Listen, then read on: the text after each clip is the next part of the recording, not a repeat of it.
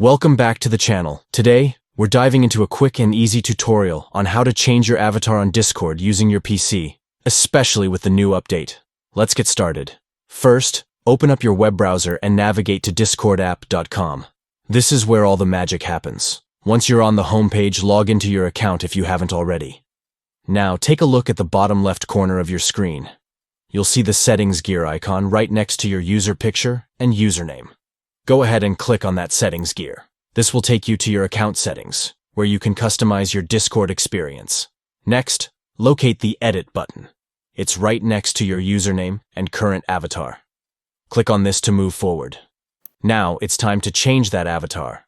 Click on your current avatar image, and a file selection window will pop up. Here, you can choose the new avatar you want to use. Browse through your files, select that perfect image, and then click Open to upload it. Finally, don't forget to save your changes.